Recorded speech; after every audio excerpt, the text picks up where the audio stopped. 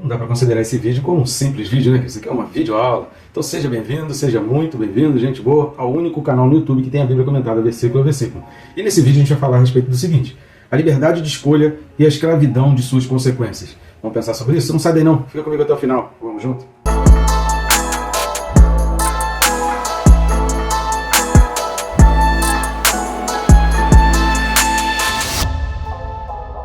No vídeo que você está assistindo esse vídeo, muitas pessoas têm assistido o vídeo, mas não estão se inscrevendo no canal. Então faça isso, é bem rápido e fácil. Tem um botão aí embaixo, inscrever-se, e do lado tem o sininho.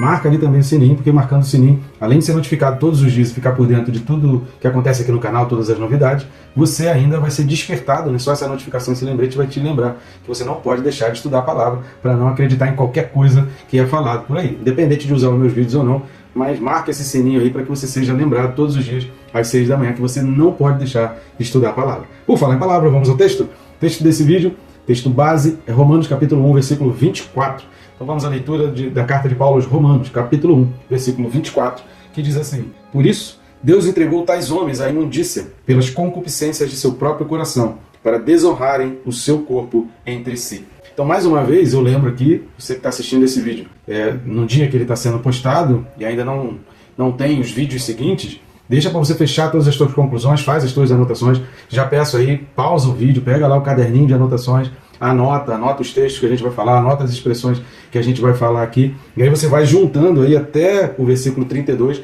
porque aqui há um conjunto de ideias, mas que está dentro de um mesmo pacote. A gente não pode separar nem aquilo que a gente falou do 18 ao 23 e nem aquilo que a gente vai falar do 24 ao 32. Do 18 ao 23, você pode considerar, se quiser marcar aí na tua Bíblia, é uma introdução, são os pontos principais, são os princípios que Paulo colocou para que, com aquilo em mente, com todas aquelas bases que a gente colocou aqui do 18 ao 23, você consiga entender do 24 ao 32. Então, sem a base do 18 ao 23, com certeza você vai ter um monte de dúvidas, você vai ter um monte de questionamentos, você vai começar a discordar de mim, muita coisa que eu vou falar nesse texto, se você não entender os princípios que a gente colocou do 18 ao 23. Então, antes de você ficar nervoso ou irritado com alguma coisa que a gente venha falar aqui, vai e assista os vídeos correspondentes a 18 a 23 se você não assistiu ainda. Mas esses versículos do 24 até o 32 aí do capítulo 1 aos Romanos são sequenciais e são um conjunto de ideias que estão intimamente, intrinsecamente ligados um ao outro, e eles são como um purê de batata, né? Que você não consegue separar um ingrediente, você não consegue tirar ali uma batata do meio daquele bolo ali, tá legal? Antes de mais nada, rapidamente aí, não vamos demorar muito nisso, curte, comenta, compartilha, para que a gente alcance mais pessoas. Quanto mais pessoas assistindo os nossos vídeos, o que significa isso? Significa que tem mais pessoas em contato com a palavra de Deus e aprendendo das Escrituras. É até o contrário, se você não curte e não comenta, você dá uma travada um pouco no vídeo e aí você acaba prejudicando o alcance do vídeo. Nos ajude a chegar até mais pessoas. E outra ajuda que você pode fazer também é indo nesse QR Code que está aqui do lado, vai ficar até o final do vídeo, ou no primeiro link da descrição, e ali você vai ter um menu de opções. Você pode entrar em contato conosco para fazer convite para palestras, pregações, ou tirar dúvidas aí na sua comunidade, algum debate.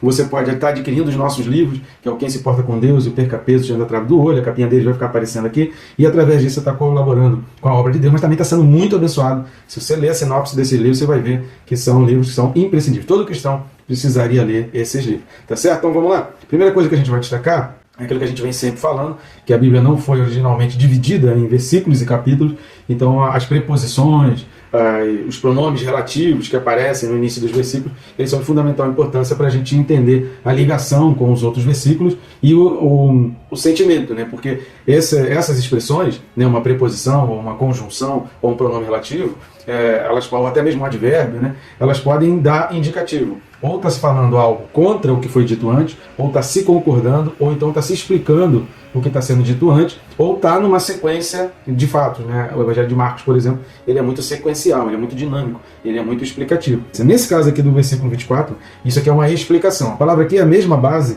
do porquanto lá do versículo 21, se você assistiu o vídeo, você entendeu lá, e a explicação aqui é a mesma. Quando Paulo está falando aqui por isso, é por causa da idolatria. Se você assistir os vídeos correspondentes do 18 ao 23, você vai ver que ali tem uma sequência que Paulo está falando, que uma coisa vai puxando a outra. A gente vai relembrar daqui a pouco essa sequência, mas esse por isso está ligado ao versículo 23, que é exatamente a idolatria. É quando, que diz o versículo 23, o homem muda a glória de Deus. O que é mudar a glória de Deus? É tirar a honra que seria devida a Deus. Por quê?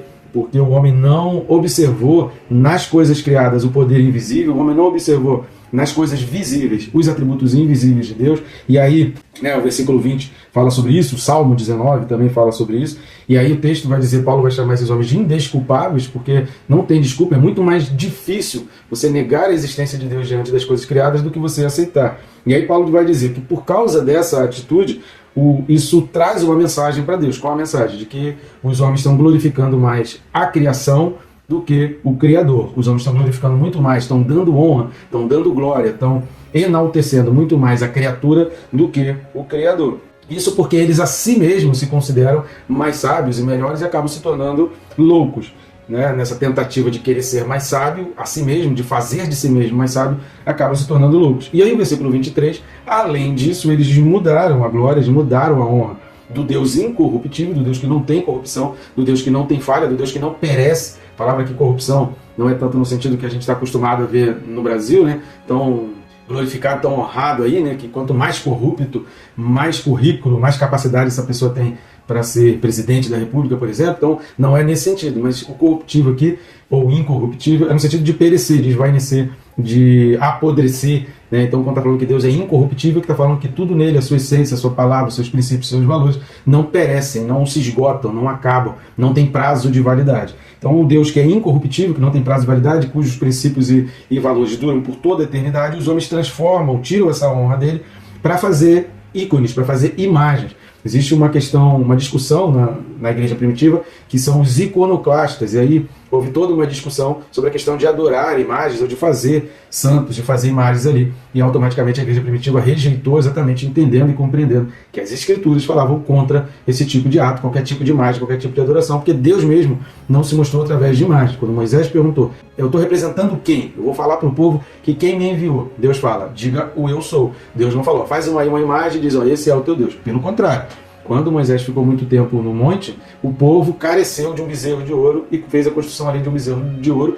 E o que aconteceu quando Moisés desceu do monte? Deus nitidamente repreendeu, corrigiu e disciplinou o povo por causa daquela idolatria. E aí vieram então os mandamentos, e dentro dos 10 mandamentos existem 2 mandamentos ali diretamente contra a idolatria, que é o primeiro mandamento e também o segundo mandamento. Então são princípios ali fundamentais. Se você considerar também o terceiro mandamento, também você vai verificar que também tem a ver com essa questão da idolatria e da honra que é devida somente a Deus. Então por isso está puxando toda essa sequência e todos esses fatos que a gente trouxe, que Paulo trouxe, dos princípios fundamentais pelos quais o homem vai se desviando, e a cada desvio, a cada erro, vai suscitando um novo erro. A Bíblia fala que um abismo chama outro abismo. Então a melhor maneira da gente evitar coisas mais profundas é a gente cortar o mal pela raiz, a gente cortar lá no início. Então a sequência que Paulo vai falar, que é a ingratidão, a desonra, a rejeição, a profanação e a idolatria e o serviço ao diabo.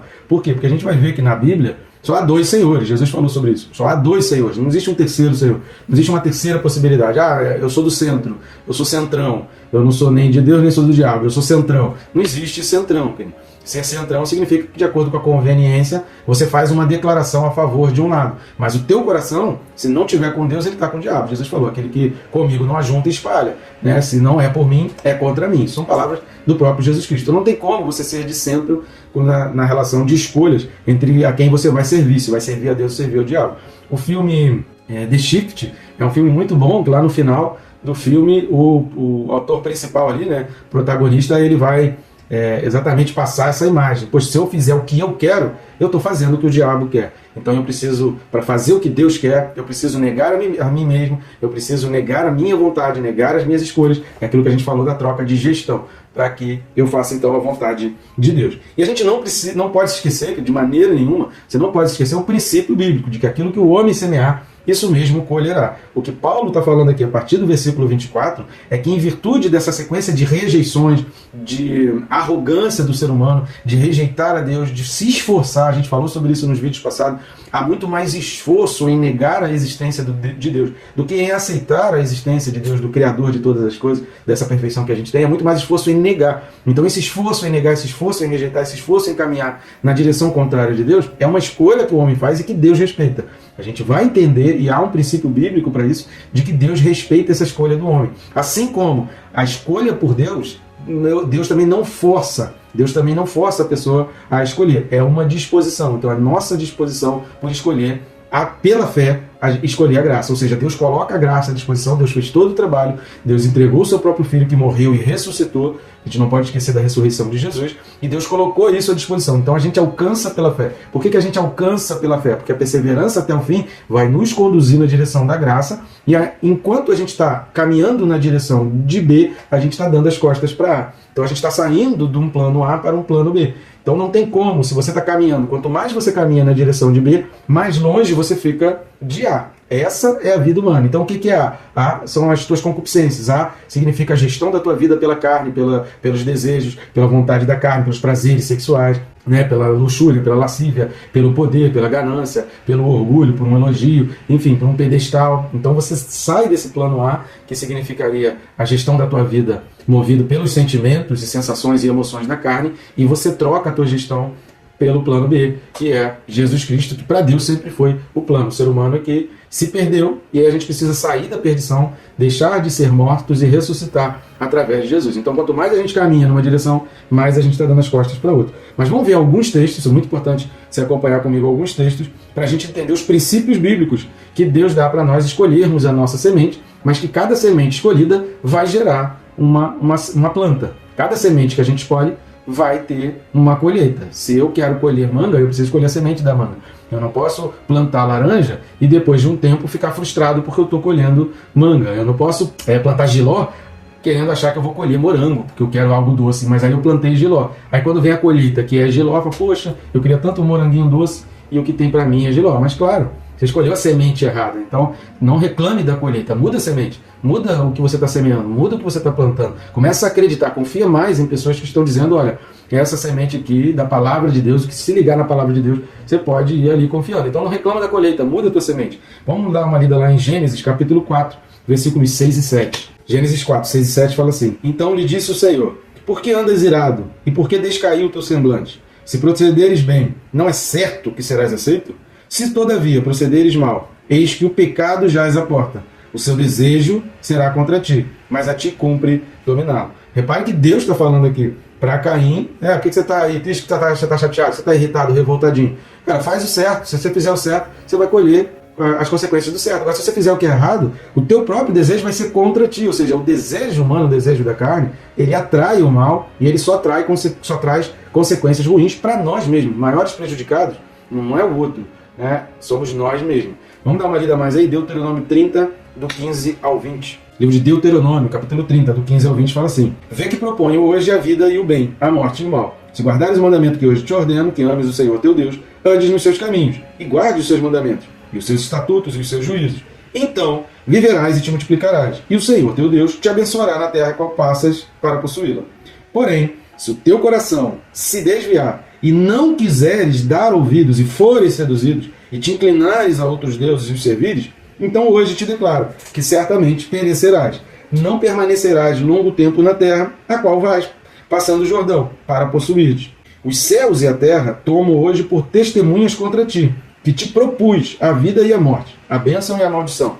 Escolhe, pois, a vida, para que vivas, tu e a tua descendência, amando o Senhor teu Deus, dando ouvidos à sua voz e apegando-te a Ele, pois disto depende a tua vida e a tua longevidade, para que habites na terra que o Senhor, sob juramento, prometeu dar a teus pais, Abraão, Isaque e Jacó.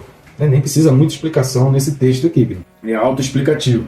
Gálatas, capítulo 6, versículos de 7 a 10. Carta de Paulo aos Gálatas, capítulo 6, versículos de 7 a 10, fala assim: Não vos enganeis, de Deus não se zomba, pois aquilo que o homem semear, isso também ceifará. Porque o que semeia para a sua própria carne, da carne colherá a corrupção. Mas o que semeia para o Espírito, do Espírito colherá a vida eterna. E não nos cansemos de fazer o bem, porque a seu tempo ceifaremos, se não desfalecermos. Por isso, enquanto tivermos oportunidade, façamos o bem a todos, mas principalmente aos da família da fé. Então repare os destaques que Paulo está dando aqui, né? Então Paulo está dizendo: vocês têm a liberdade, vocês podem escolher o que vocês vão semear. Se vocês vão semear na carne ou se vocês vão semear no espírito. Gestão. Quem gere? Quem manda em você? Quem dá ordens em você? É a tua carne, teus desejos, a tua vontade? Não existe maior escravidão do que servir os próprios desejos e vontades. né? Liberdade, segundo Immanuel Kant, né? Immanuel Kant diz que a liberdade é você fazer o que se deve. E o que deve ser feito nem sempre é aquilo que você quer fazer. Então a gente não faz e a gente não vive fazendo aquilo que a gente quer fazer. A gente vive fazendo aquilo que a gente deve fazer, que a gente tem que fazer. Então a liberdade não é você servir aos teus desejos, servir a tua carne, mas é você fazer o que deve ser feito. Ainda que fazer o que deve ser feito, para isso você tem que abrir mão dos teus desejos, da tua vontade, da concupiscência, que Paulo fala em Romanos capítulo 1. Vamos dar mais uma lida em Apocalipse capítulo 2, versículo 5. Livro da Revelação, Apocalipse capítulo 2, versículo 5, que é a carta à igreja em Éfeso, versículo 5 diz: lembra-te, pois, de onde caíste, arrepende-te e volta à prática das primeiras obras. E se não, venho a ti e moverei do seu lugar o teu candeeiro, caso não te arrependas. Então, o arrependimento é a tradução dessa atitude, desse ato de trocar a gestão. Eu me arrependo e volto, eu me arrependo e me converto, eu me arrependo e mudo de caminho, eu me arrependo e largo uma gestão e sirvo a outra. Repare que diretamente ninguém serve exatamente e exclusivamente ao diabo. Sempre na escolha de servir a própria carne, suas concupiscências, as próprias paixões humanas e mundanas, ao servir os próprios desejos, a gente já está a serviço do diabo. Então é isso que a gente está querendo dizer com essa questão das consequências, com essa questão da gestão. Então a gente precisa largar isso tudo para que a gestão seja do Espírito, que a gente escolha do Espírito. Atos dos Apóstolos, capítulo 3, versículo 19. Só lembrando aí, né, se você quiser aprender mais sobre Gálatas 6 e sobre Apocalipse, capítulo 2, a gente tem uma playlist para cada livro já disponível aí no canal. Vai lá na playlist de Gálatas, vai lá na playlist de Apocalipse e assista aos vídeos, são mais de um, correspondentes a cada versículo, tanto do capítulo 6 de Gálatas quanto do capítulo 2 de Apocalipse. E você vai ter uma compreensão, com certeza você vai aprender muito mais. Mas vamos lá, Atos dos Apóstolos, capítulo 3, versículo 19, fala assim: arrependei-vos, pois, e convertei-vos para serem cancelados os vossos pecados. Troca de gestão, né? A gente já falou várias vezes sobre isso. Provérbios 14, versículo 12. Livro de Provérbios, capítulo 14, versículo 12 diz: há caminho que ao homem parece direito, mas ao cabo dá em caminhos de morte. Ou seja, no fim, a sua consequência é a morte. Então pode parecer bonitinho, principalmente se a gente pensa na carne. Mas se a gente pensa no Espírito, a gente já vai identificar que aquele caminho não é coisa boa. E o final dele é exatamente a morte. Mateus 24, versículo 13. Evangelho de Mateus, capítulo 24, versículo 13 diz: aquele, porém, que perseverar até o fim, esse será salvo. E aí isso aqui está em concordância com Hebreus 6, de 10 a 12.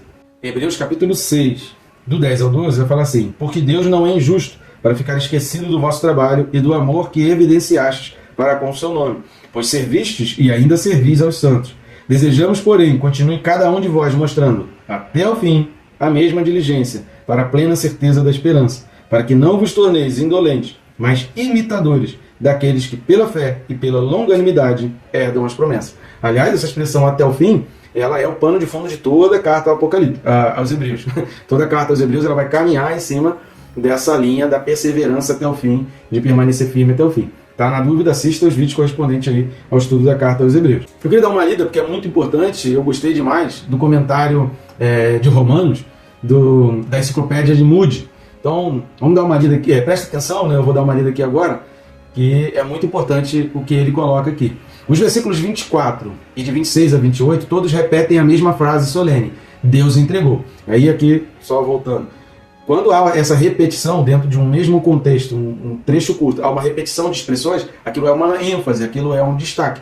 E essa frase, Deus os entregou, né? Deus entregou os homens, Deus entregou, ela vai exatamente traduzir a degradação moral e social do ser humano. Então essa expressão sendo repetida, né, e tendo esse destaque, Paulo vai dar como reflexo, né, das piores desordens morais e sociais do ser humano. Então, quando tem essa repetição, sempre que ocorre repetições assim na Bíblia de expressões, chama atenção porque aquilo tem um significado. Tá? Então, voltando aqui para Moody. O Senhor entrega aos homens as consequências daquilo que eles escolheram para si mesmos. Quando os homens escolhem um modo maligno de viver, também escolhem as consequências que essa maneira de vida produz. Esta é a prova que Deus estabeleceu um universo moral. Concupiscência, ou seja, desejos de seus próprios corações, ou que seus corações produziram, né, que é o versículo 24 aí de Romanos 1, a palavra traduzida para concupiscência pode se referir a desejos tanto bons como maus. Aqui, obviamente, refere-se a desejos maus. A tradução concupiscência dá a ideia de sensualidade, que se encaixa no contexto da impureza ou imundícia. Observe que Deus entrega aos homens aquelas coisas que eles desejam. como resultado, seus corpos se desonram entre si. A idolatria consiste na adoração e no culto prestado à criatura. Na sensualidade, o homem adora e serve a si mesmo. O tema do próximo vídeo é exatamente a relação entre a mudança de identidade e a idolatria. E aí a gente vai falar um pouco mais sobre essa questão de quando o homem se entrega à sensualidade, aquilo é uma forma de adoração. Por isso que algumas pessoas falam assim, não se trata, ninguém trata, né, as questões de homossexualismo, de lascívia, de pornografia, no mesmo pé de igualdade de uma mentira, porque não está no mesmo pé de igualdade. Não porque existam pecados diferentes, mas por causa das consequências de cada pecado e do que aquilo realmente representa. Então, tudo que se refere a relações sexuais, a gente fala muito isso nos vídeos correspondentes a Gálatas capítulo 5, tudo que se refere a relações sexuais, aquilo é um culto. Tudo aquilo é culto. Então, quando a relação sexual ela é promíscua, ou ela é fora da lei, ela é à margem da lei, ela é diferente do que a lei, do que a palavra de Deus sempre pregou, isso significa que você está adorando ao diabo. Aquilo é uma forma de adoração. Então, normalmente, os pecados relacionados a relações sexuais, eles são de muito difícil da pessoa se convencer e mudar de vida para perdoar. Por isso que quanto mais envolvimento, por isso que o diabo ataca para que haja cada vez mais cedo envolvimentos em relações sexuais ilícitas, que a Bíblia fala, né? Fora da lei, fora das ordenanças bíblicas. Porque quanto mais tempo a pessoa tiver de envolvimento, mais difícil é sair, mais difícil é soltar. Há outros tipos de pecado que você abandona de boa e você simplesmente esquece e deixa de lado. Agora, tudo que é relacionado à relação sexual ou à arte, por exemplo, é muito mais difícil. Cara, é uma dor, é um estanque, é um corte, é um sofrimento muito grande. Então, a gente não pode tratar pecados relacionados à área sexual da mesma maneira que se trata qualquer pecado de outras áreas. Tá? Então a gente precisa entender isso. Isso é diferente de tratar. Não existe pecadinho e pecadão, mas existem consequências, existem ligações, existem adorações, existem envolvimentos de carne, de alma, porque é muito difícil. Como é que você vai se arrepender de algo que te deu prazer, que te deu felicidade? Como é que você vai convencer-se de que aquilo que te deu muita alegria, que te deu muito prazer, que te levou a um êxtase, é errado e é pecado? Então é muito complicado. Então quanto mais envolvimento nisso, mais difícil é para sair. Um outro comentário que eu queria ler é de William Barclay. Também muito interessante, muito bom. Então vale a pena ouvir. Ouça aí o que diz William Barclay sobre esse versículo, né? Romanos capítulo 1, William Barclay, no caso, fala do 24 ao 26. Mas vale a pena. Repare no seguinte. Diz William Barclay, abre aspas. A palavra traduzida concupiscência, epitomia, é a chave desta passagem. Aristóteles define a epitomia como um esforço para alcançar o prazer. Os estoicos a definiram como um esforço para alcançar o prazer que desafia toda a razão. Clemente de Alexandria a chamou uma tendência e esforço irrazoável para alcançar aquilo com que alguém se gratifica a si mesmo. Epitomia é o desejo apaixonado dos prazeres proibidos. É o desejo que leva os homens a fazerem coisas infames e vergonhosas. É o tipo de loucura que leva os homens a fazerem aquelas coisas que nunca teriam feito se este desejo não lhes tivesse tirado seu sentido de honra, prudência e decência. É o sinal do homem que pôs o seu coração nas coisas e prazeres que pode dar a este mundo e que esqueceu completamente o Criador do mundo. Este é o modo de vida do homem, que de tal maneira mergulhou no mundo que perdeu totalmente o conhecimento de Deus.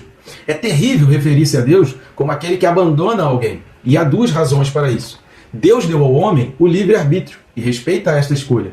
Em última análise, nem mesmo Deus pode misturar-se nessa liberdade de escolha. Em Efésios 4, versículo 19, Paulo fala dos homens que se abandonaram à lascívia, renderam a ela toda a sua vontade. Oséias, em Oséias 4:17, tem a terrível sentença: Efraim está entregue aos ídolos, deixai-o. Colocou-se uma livre opção diante do homem. Tem que ser assim. Sem opção não pode haver bondade. E sem opção não pode haver amor. Uma bondade forçada não é verdadeira bondade. Um amor forçado não é de maneira nenhuma amor. Se os homens deliberadamente derem as costas a Deus, depois que Deus enviou a seu Filho Jesus Cristo ao mundo, nem mesmo ele pode fazer nada a respeito disso. Quando Paulo se refere a Deus como aquele que abandona os homens na imundície, a expressão abandona está desprovida de toda irritação furiosa. De fato, nem sequer sua nota principal é de condenação e juízo. Sua nota principal é de ansiosa e dolorosa tristeza, como a de um ser amoroso, que fez todo o possível e não pode já fazer mais. Descreve exatamente o sentimento do pai, que vê seu filho dar as costas ao lar e ir embora a um país longínquo. Há muito mais tristeza que ira no coração do homem, que experimenta semelhante coisa. No termo abandona, há Mais que isso, há juízo. É um dos atos inflexíveis da vida que o pecado engendra pecado. Quanto mais pecador é o homem, mais fácil é para ele pecar. Pode começar pecando com certo estremecimento de consciência pelo que está fazendo e acabar pecando sem nem pensá-lo. Não é que Deus esteja castigando o homem, mas sim, ele se torna o castigo sobre si mesmo. Ele se empenhou em ser tal que é escravo do pecado. Os judeus sabiam e tinham grandes ditados a respeito disso. Todo cumprimento do dever é recompensado com outro. E toda transgressão é castigada com outra. Quem quer se esforce por conservar-se puro, recebe o poder para fazê-lo. E quem quer que seja impuro, as portas do vício se abrem para ele. Quem levanta um amparo em torno de si está protegido. E quem se rende está entregue. O mais terrível sobre o pecado é justamente este poder para engendrar pecado. A entristecedora responsabilidade do livre-arbítrio é que pode ser utilizado de tal maneira que resulta finalmente destruído e o homem acaba sendo um escravo do pecado, entregue ao caminho errôneo. E o pecado é sempre uma mentira, porque o pecador pensa que seu pecado poderá fazê-lo feliz, sendo que no fim arruína a vida, tanto para ele como para os outros, neste mundo e no mundo vindouro. Fecha aspas. Vou nem comentar, né? Que ouça de novo, porque tremendo isso daqui. Só esse comentário Barclay já explicaria o versículo todo.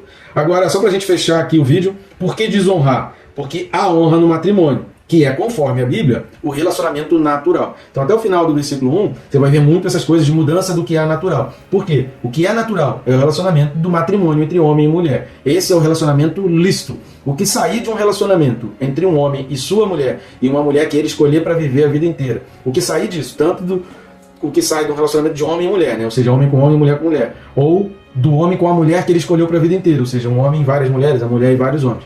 Então, o relacionamento padrão ilícito é o relacionamento do homem com sua mulher numa escolha que vai durar até o final da vida de ambos, né? Ou de pelo menos um deles. Que aí depois que morrer, aí a Bíblia fala, né? Jesus fala que a pessoa está livre até para contrair outro matrimônio. Eu vou deixar alguns textos aqui, não vou ler, porque o tempo também já estourou aí.